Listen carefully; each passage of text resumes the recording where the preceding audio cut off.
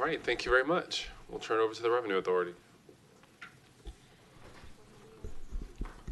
Good afternoon, council members. My name is Denise Robinson. I'm the new executive director for the Revenue Authority.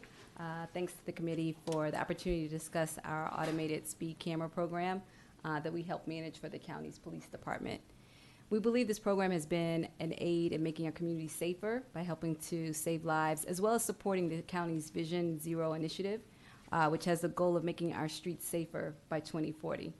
We understand the committee has some specific questions that you'd like for us to address, and so we put together a brief presentation in response to those questions. Some of them will be responded to by Captain Jason Smith here from the county's police department. I'm joined by Tanya James, our administrator for community programs, as well as in the audience we have our Chief Operating Officer, Anthony Poteet, and Tamisha Keat, Manager of Automated Enforcement. I'll turn it over to Tanya James now. Can we put our presentation up first?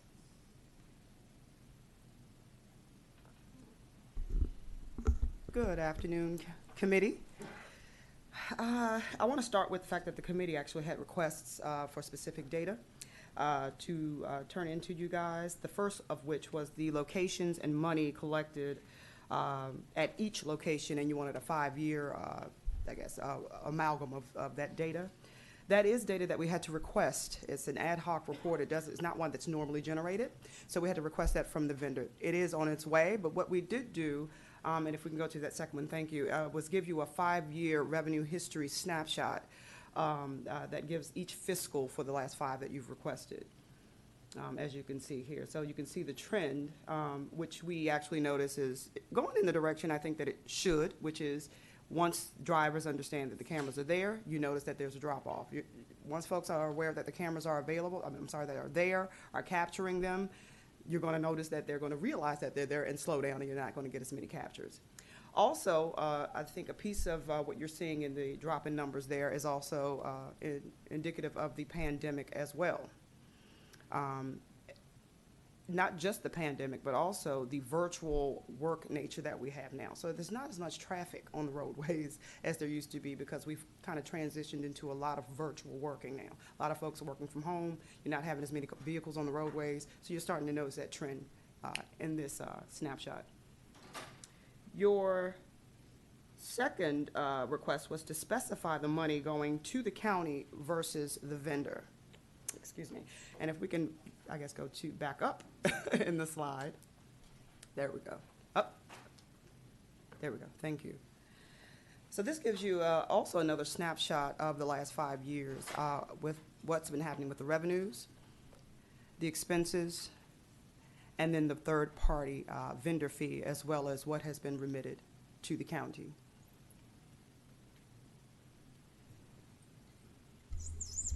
I believe there was a third question regarding how homeowner associations and civic associations can apply for cameras. And so, Captain Smith, if you want to address that piece. Good afternoon. Smarter than me. Good afternoon, Chairman Burrows and council members. I was asked to put together real quick. I'm Captain Jason Smith. I'm currently assigned to the Bureau of Homeland Security and Intelligence in the Prince George's County Police Department as the Assistant Operations Commander, and one of my responsibilities is to oversee the police department's role in the automated enforcement program. I was asked to put together a quick briefing for you about how members of the community, including homeowners associations, can go about making a request for a speed camera. And I'll make it as brief as I can.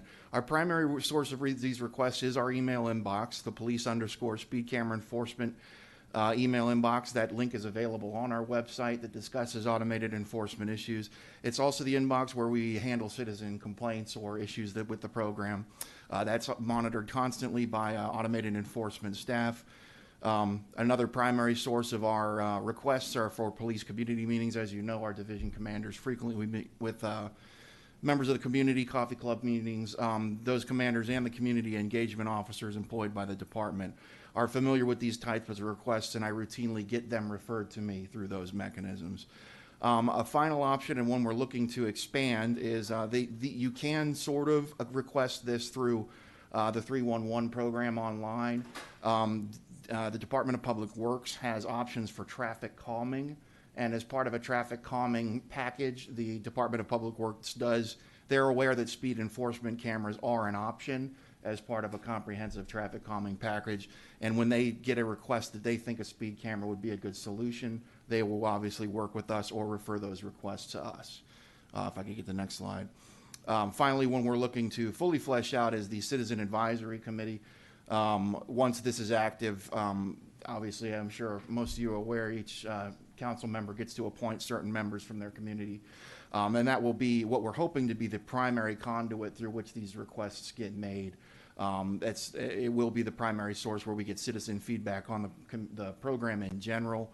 But it will definitely help streamline there to be sort of obviously we'll take requests from wherever. If someone wants to pull me over on the side of the road and ask for one, I'll record that request. But it would be easier to streamline and kind of have one main line where these requests come through. If I could get the next slide. In terms of how these requests are tracked, the Police Department Automated Enforcement Division, we maintain a log of all of our requests.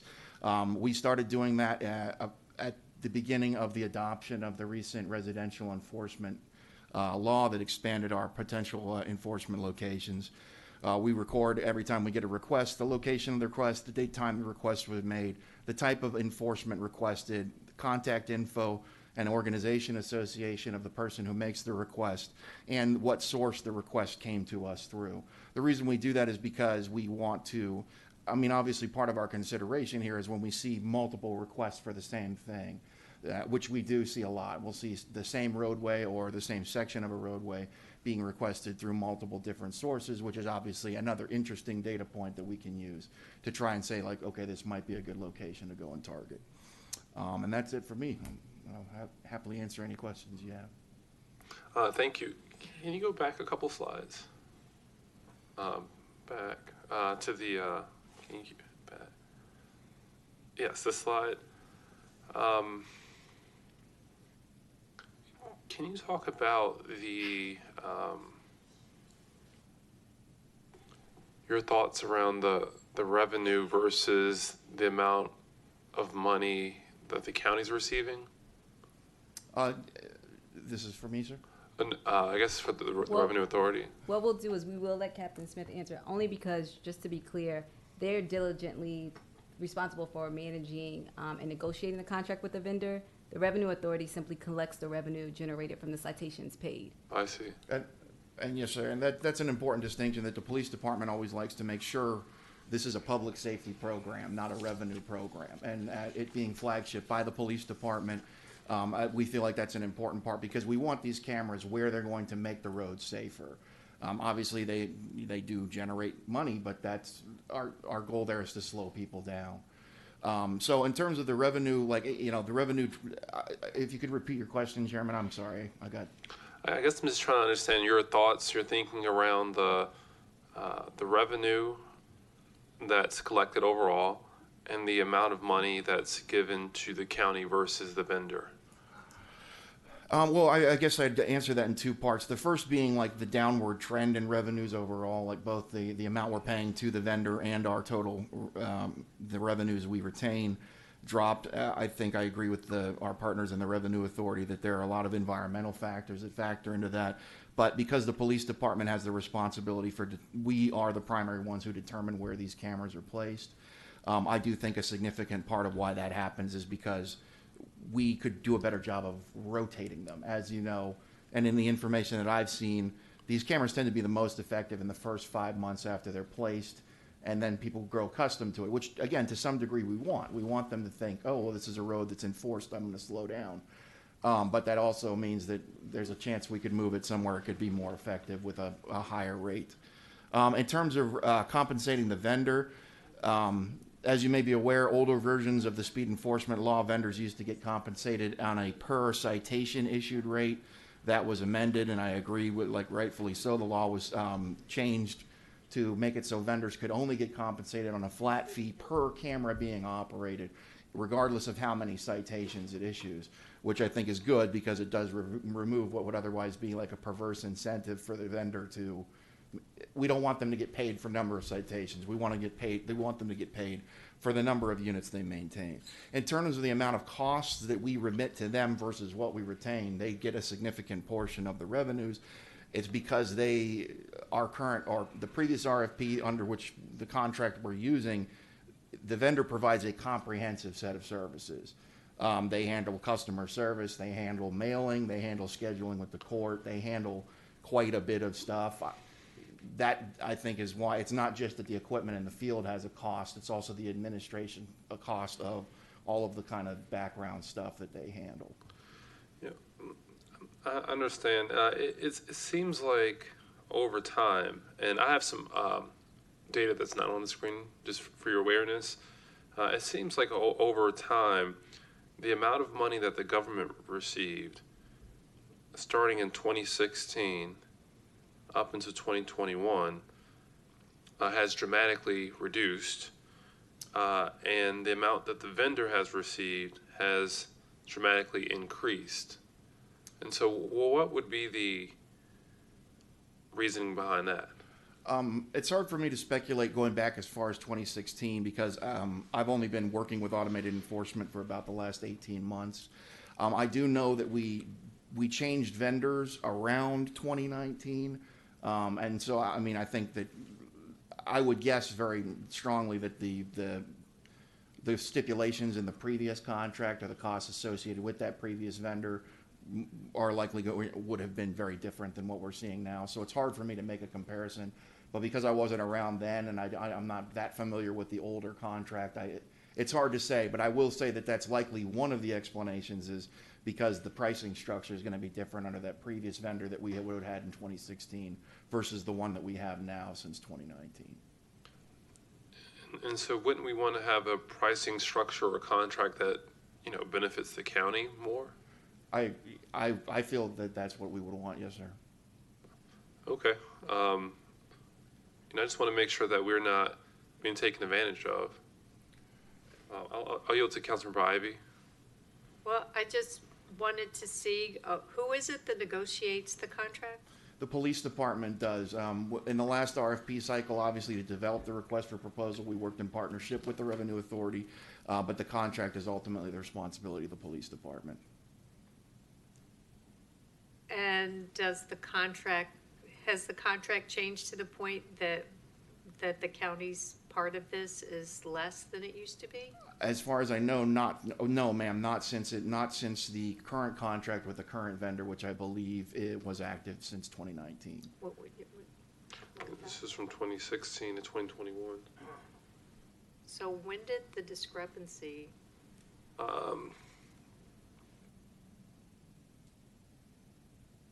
Yeah, I mean, it dropped down in 2019 for sure, but then there was a dramatic decrease in 2020 and dramatic decrease in 2021. And we're not talking about the amount the county gets, we're talking about the percent of the total that the county gets has changed. As far as I know, the percent that shouldn't have changed. Like, I don't think the percent that we kept, meaning like whatever, the revenues that are withheld to cover the cost of the program,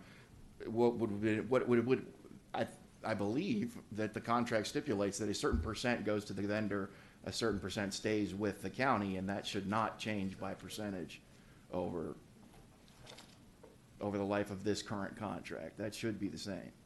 Well, I guess the issue is this current contract. Did this current contract change so that the county's getting a significantly smaller cut? Because it looks like we used to get about half, and now we're getting down to 15% of the total. The vendor gets 66% in 2021.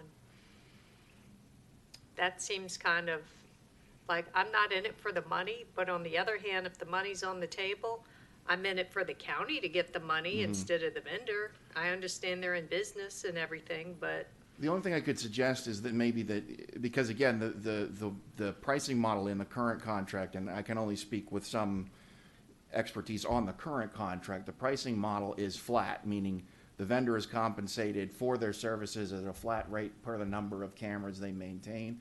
And so if our overall portion of those fees is lower compared to what we're paying the vendor. The only thing I could say is that maybe some function of revenues dropping overall in the program might make their piece of the pie look bigger compared to ours, because back in flush years, we would be getting more overall. But the pricing structure of the contract should not be, the vendor gets a set flat rate that should not fluctuate based on anything other than the number of units they've deployed. Well, we should probably do a deeper dive into this. I don't know, Stan Early, if you'd be someone who should be a part of that. But if you have still a significant number of citations and that you're looking at the percentage that they're making the collections on, and then you look at the gross revenue, and then you look at the percent that the vendor's getting, I just don't know that the percent should change that dramatically. Unless their flat fee is so high that in order to meet that flat fee, we're barely getting anything above that. I'm trying to think off the top of my head what other type of costs might be more fluid that could explain that. I mean, staffing is a thing that might, again, the Revenue Authority might be able to speak better than that, but our operating expenses do fluctuate, so the amount that gets remitted to the county might be less the operating expenses. Like, that might explain some degree of it, but as far as this broad discrepancy you're describing, I would have to look more to find out what the cause of that would be. Sure, we're happy to share this, but this is what was reported to the state. So I'm not just pulling it out of the air. Okay, well, in any event, I'm sorry, Mr. Harrison, I believe was next. Thank you, Councilmember Ivy and Chairman Burrows. My question is centered around, and I guess this question is for Mr. Early, or I don't even know who I should direct this question towards, but how often do we renegotiate these contracts? And how many vendors are there in totality? Meaning how many vendors? That do this work? Because you said that we changed from one vendor to another from 2016 to 2019. How many vendors do we get to actually choose from? Again, I wasn't around during when they looked at the bids, but I know that there are, at least in the jurisdictions around us, there are at least 4 different companies that are ubiquitous in this space, and that the number of companies that are available grows every day. In terms of like the set term of a contract, I know that our last contract was, I believe, negotiated for a 2-year period with 3 one-year extension options. I might be getting that backwards. It might be 3 with 2. But that what I was given to understand was that was a standard size for a contract, was 2 or 3 year period with some optional extension period. And honestly, while I can understand where I see the decrease in revenue from FY19 to FY23 from your slide presentation from 6 million to 2.4, actually almost 2.5 million. Those cameras were only located in school zones. Like, the law has changed where we can actually stick cameras in different areas now. I guess on one hand, yes, people are staying home, but on the other hand, we didn't have a whole lot of cameras that we could put in specific areas where times have changed now. And so that leads me to you said if someone pulls you over the road, makes a request. I'm making my request for Mattapique Business Drive in Brandywine, the backside of Brandywine Crossing, where Timothy Branch, that new community is. It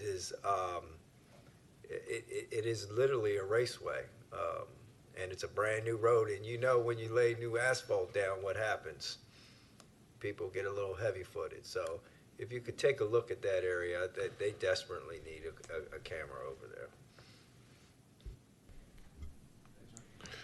Thank you. And you had something? I was just going to say, the Revenue Authority can also work with PD to help them kind of analyze the data to figure out exactly what's going on. I will say one piece of it is that the revenue that comes to the county is based off of the citations paid, the actual generated revenue, whereas the payment that's going to the third-party vendor is a set price on all the cameras, whether they're generating revenue or not.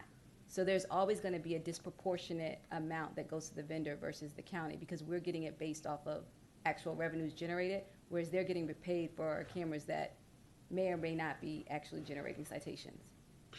No, that makes sense. I think that's probably have been the case throughout the duration of the program. The thing that's changed the most is the percentage that the county has received. And so I would love if you could provide that analysis and keep us updated. We can work with them to help take a deeper look at that.